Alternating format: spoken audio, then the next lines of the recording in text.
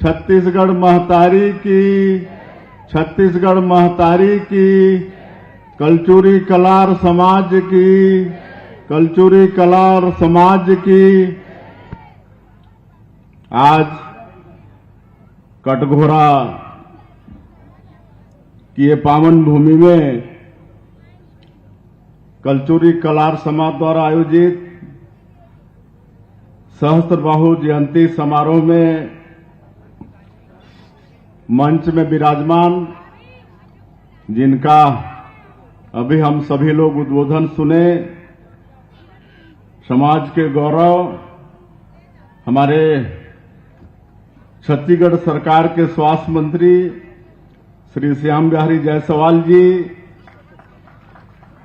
हमारी सरकार के उद्योग मंत्री और आपके इस क्षेत्र के पूर्व विधायक श्री लखनलाल देवांगन जी, कटघोरा के लोकप्रिय विधायक श्री प्रेमचंद पटेल जी, कोरबा जिला के सम्मानीय अध्यक्ष डॉक्टर राजीव सिंह जी,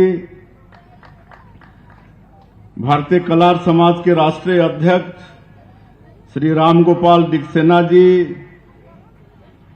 प्रदेश के मंत्री श्री विकास महतो जी, डॉक्टर उदय जायसवाल जी, डॉक्टर शकुंतला जायसवाल जी, श्री राजेंद्र जायसवाल जी, श्रीमती ललिता डिकसेना जी, श्री अजय जायसवाल जी, मंच में विराजमान समाज के सभी पदाधिकारीगण, कोरबा के कलेक्टर साहब, एसपी साहब, सभी अधिकारीगण और इस जयंती समारोह में उपस्थित समाज के सभी सज्जनवृंद, मातृशक्ति माताएं बहनें, युवा साथियों, भाइयों और बहनों और मीडिया के साथियों, सबसे पहले आप सभी को भगवान सहस्त्रबाहु जयंती की बहुत बहुत बधाई, बहुत बहुत शुभकामनाएं।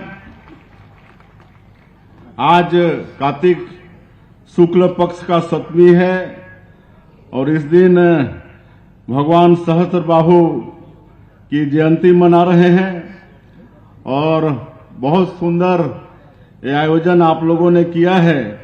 इसके लिए मैं समाज के सभी पदाधिकारियों को बहुत बहुत बधाई देता हूं, बहुत बहुत शुभकामनाएं देता हूं। सबको मालूम है कि भगवान सहस्त्रबाहु कठिन तपस्या करके भगवान दत्तात्रेय को प्रसन्न किए थे और अतुलनीय बल प्राप्त किए थे और वो अपने समय के प्रतापी राजा रावण को भी पराजित किए थे। तो इस नाते उनका यश तो था ही, लेकिन इससे भी उनका बढ़कर यश कि उन्होंने एक धर्मपरायण राज्य स्थापित किया। उन्होंने लोक कल्याणकारी राज्य का आदर्श रखा। उन्होंने अपनी राजधानी माहिष्मति को धर्म और संस्कृति का केंद्र बनाया। तो भगवान सहस्त्रबाहु ने जो लोक कल्याण का रास्ता हम लोगों को दिखाया है, हम लोग भी, हमारी सरकार भी उसी रास्ते में आगे बढ़ रही है और छत्तीसगढ़ में सबकी भलाई हो, सबके घर में सुख समृद्धि हो, इस दिशा में हम लोग काम कर रहे हैं। और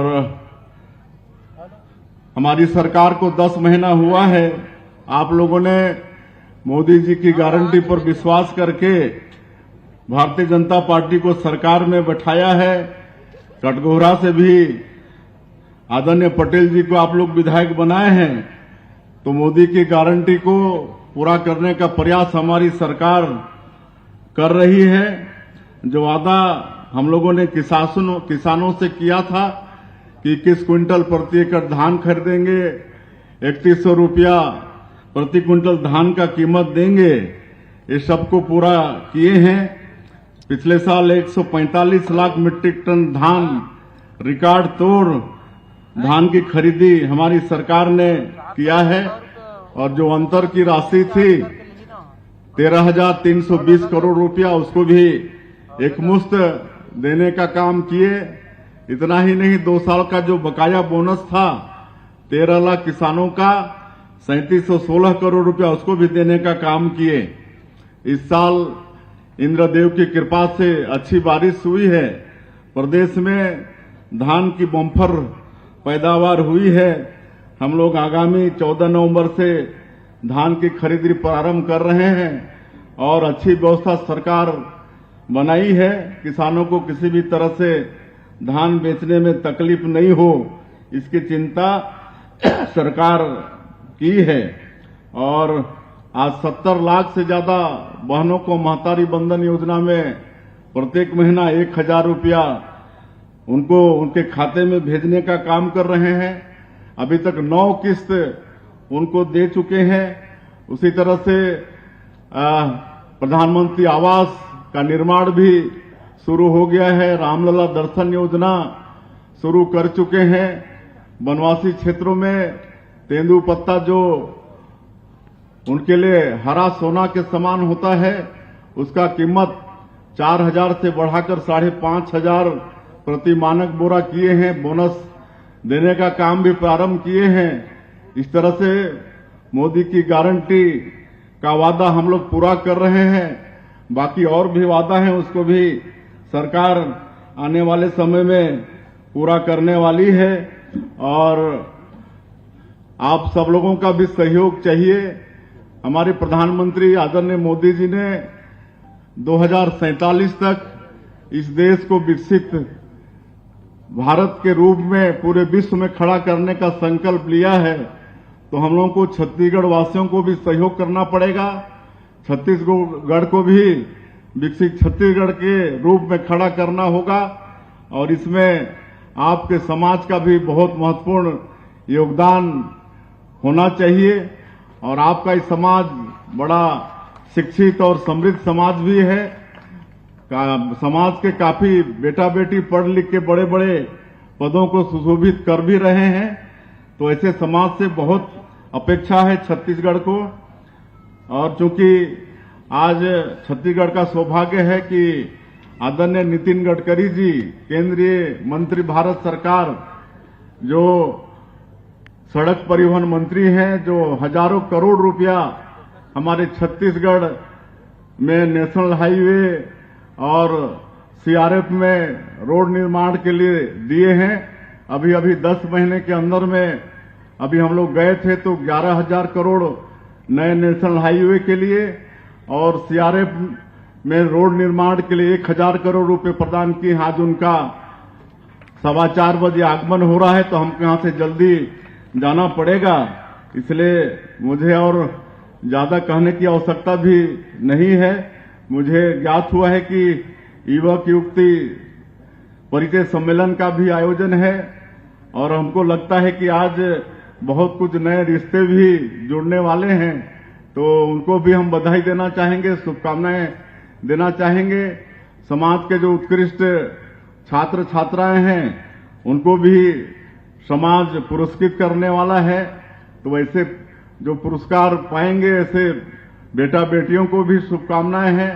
अगर समाज ऐसे बच्चों को पुरस्कृत करता है, मतलब भावी पीढ़ी को मतलब खाद डालने का काम करता है, तो ये सब काम आपका समाज कर रहा है। बहुत बहुत बधाई शुभकामनाएं हैं। और अभी समाज के अध्यक्ष भी, हमारे यहाँ के विधायक भी और आपके समाज के गौरव हमारे स्वास्थ्य मंत्री भी तीन मांग यहाँ पर रखे हैं, जिसमें एक मांग है कटघोरा में जो अस्पताल है इसको 100 बिस्तर का करना है। कहे कि कटघोरा काफी बड़ा जगह भी है। वैसे अभी हम लोग बिलासपुर में सुपर स्पेशलिटी हॉस्पिटल का शुभारंभ किए हैं। हमारे स्वास्थ्य मंत्री जी के प्रयास से आदरणीय हमारे प्रधानमंत्री जी किए हैं, लेकिन फिर भी कटघोरा बड़ा जगह है तो मैं यहाँ पर जो अस्पताल है उसका उन्नयन करते हुए 100 बिस्तर का अस्पताल निर्माण हो, इसकी मैं घोषणा करता हूं। और इसको आपके समाज के गौरव ही पूरा करेंगे, क्योंकि वो हमारे सरकार के स्वास्थ्य मंत्री हैं और कटघोरा अंबिकापुर मार्ग में जो चौक है उसका नामकरण की भी बात आई है। सहस्त्रबाहु चौक के नाम से रखना है चौक को, तो उसकी भी मैं घोषणा करता हूं।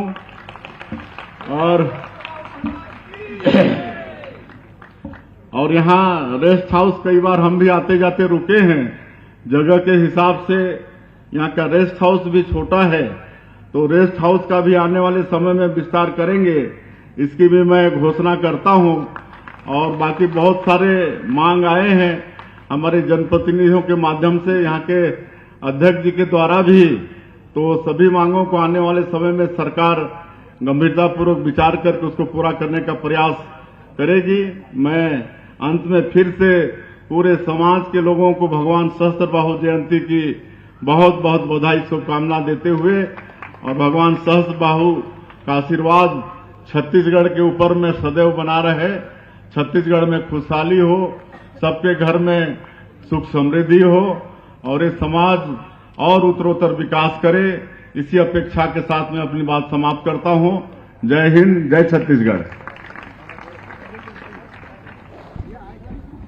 बहुत बहुत धन्यवाद।